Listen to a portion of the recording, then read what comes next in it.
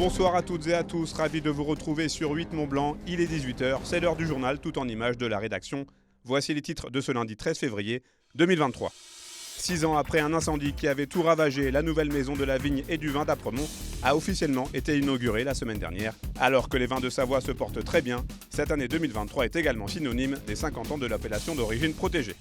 Et puis direction l'Ain, au château de Voltaire plus précisément. Le monument abrite actuellement une exposition consacrée au cabinet de curiosités. Ces étranges mises en scène d'objets insolites plutôt rares et de grande valeur faisaient fureur entre le 15e et le 19e siècle. Mais avant de développer ces titres, Olivier Chamel, le directeur d'exploitation de l'Aiguille du Midi, est décédé ce dimanche à l'âge de 55 ans dans un accident de ski de randonnée au niveau de l'Aiguille Croche. Selon les premiers éléments de l'enquête, il aurait fait une chute mortelle de plusieurs centaines de mètres. Un peu plus tôt dans la journée, c'est un skieur américain de 21 ans qui avait également trouvé la mort hors piste dans le secteur du Brévent. Du bois, du cuivre, du verre et de la pierre, la nouvelle maison de la vigne et du vin d'Apremont rend parfaitement hommage aux différents matériaux nécessaires à une bonne vinification. Construite quasiment à l'identique du bâtiment ravagé par les flammes dans la nuit du 6 au 7 janvier 2017, la nouvelle bâtisse a été officiellement inaugurée la semaine dernière. Beaucoup d'émotions, c'était compliqué, on a réussi à initier la reconstruction en 2020, c'est une profonde satisfaction puisque, pour rien de cacher, c'est vrai qu'on a eu beaucoup de doutes déjà sur l'incendie, beaucoup de doutes sur notre capacité aussi et notre réelle volonté à le reconstruire. Et finalement, on a réussi à trouver cette motivation, on a réussi à trouver les budgets, on a réussi à les consolider. Et aujourd'hui, c'est effectivement un plaisir important de rouvrir cette maison de la vigne et du vin à nos collaborateurs. La maison de la vigne et du vin d'Apremont abrite donc les locaux des deux entités qui régissent ce microcosme, à savoir le syndicat régional des vins de Savoie et le comité interprofessionnel des vins de Savoie. C'est deux structures qui n'ont pas les mêmes missions mais qui sont complémentaires. Donc en fait le syndicat gère tout ce qui est problématique de qualité. Problématique de qualité, ça veut dire ça part de la vigne, dans l'état de la vigne, de ses endroits de plantation. Ça part aussi par la dégustation sur la qualité des vins. Et l'interprofession, son rôle, c'est plutôt la partie économique.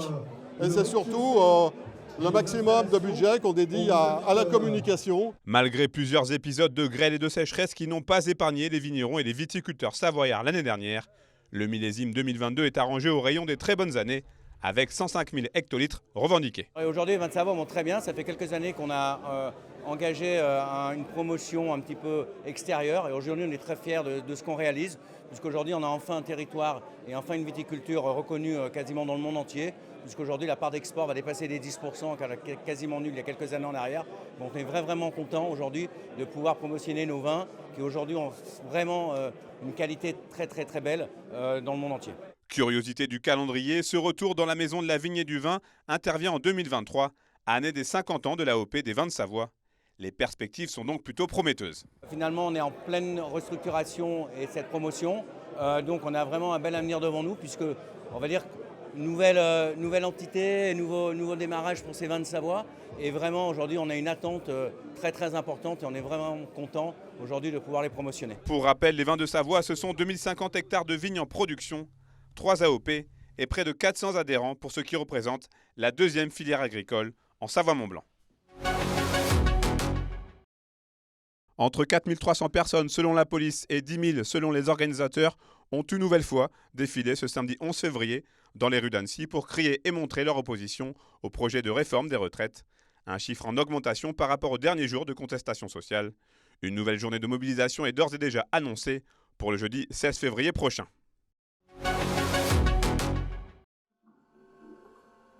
Des œufs d'autruche ornés de bijoux, des statuettes incas ou encore d'impressionnants coquillages.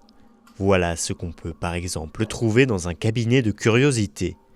Pendant 4 mois, le château de Voltaire à Ferney accueille les Chambres des Merveilles, une exposition de plus de 250 objets classés dans différentes pièces. Il y a la Chambre des Lointains, le cabinet des Sciences ou encore la Chambre des Monstres. Ces étonnantes collections d'objets insolites étaient d'ailleurs très prisées durant la Renaissance. Les premières collections ont commencé par chez les Habsbourg, qui est une grande dynastie, comme tout le monde le sait. Pourquoi ? Parce qu'ils avaient bien sûr des châteaux, des moyens, et c'est aussi la période donc XVIe siècle, plus précisément les années 1560, où on a découvert le Nouveau Monde. Et c'est en fait la découverte de ce nouveau continent et de ses trésors qui va permettre d'acheminer ces richesses et ces objets exotiques vers les premières chambres des merveilles que vont créer ces princes pour éblouir, bien entendu, leurs sujets et surtout leurs visiteurs privilégiés. Pour montrer leur richesse, les propriétaires des chambres des merveilles cherchaient donc à détenir des objets d'une grande rareté, à l'image de ceux visibles dans ce meuble. Donc ici, vous avez par exemple un objet assez beau et précieux qui montre la petite caravelle de Christophe Colomb, enfin en miniature bien sûr, la grande caravelle de Christophe Colomb qui a découvert le Nouveau Monde et ramené ces fameux objets exotiques. On peut supposer qu'il a ramené, plus tard même, ces trésors tels qu'une momie. Avoir une momie dans un cabinet de curiosité, c'est vraiment un signe de prestige, parce qu'une momie est très rare à trouver et très précieuse. Et on croyait que la momie pillée, donc écrasée, en poudre, pouvait guérir de certaines maladies. Si cette collection fait en ce moment étape dans l'ancienne demeure du philosophe français, ça n'est pas pour rien. Les cabinets de curiosité étant ni plus ni moins que les ancêtres vivants des musées, et donc de l'encyclopédie si chère à Voltaire. Cette exposition offre ainsi un réel bond dans le passé, grâce à la magie et l'étonnement qu'elle procure. En biathlon, Julia Simon s'est offerte ce week-end son premier titre mondial individuel à Oberhof en Allemagne. La Savoyarde, leader du classement général de la Coupe du Monde, a remporté la poursuite de ses championnats du monde, grâce notamment à un magnifique 19/20 au tir. Elle s'impose devant Denise Hermanvik et Marthe Holzbourg-Island. Je vous propose d'écouter la première réaction de Julia Simon au micro de FFS TV. Ouais, beaucoup d'émotions, c'est vraiment, quand je passe la ligne, j'ai des pensées sur tout le travail que j'ai effectué depuis quelques années, les moments les plus compliqués, les moments de doute, et ouais, ça vient récompenser des années de travail, donc c'est pas mal d'émotions, et puis les coachs, ils augmentent un petit peu tout ça aussi, parce que de voir Cyril les polos comme ça, j'ai aussi une grosse pensée pour Fred qui m'a accompagné pendant 8 ans, c'est un travail de fou qui a été fait pour arriver à ce moment-là, quoi. C'est la fin de cette édition. Merci pour votre fidélité à l'information sur 8 Mont Blanc. Tout de suite, la météo présentée par Thierry Paulme. Vous avez ensuite rendez-vous avec l'aparté de la rédac. Au programme ce soir, le festival hors piste organisé par le Brise-Glace. Passez une très belle soirée, prenez soin de vous et de vos proches. Retour de l'information ce mardi à 18h sur 8 Mont Blanc.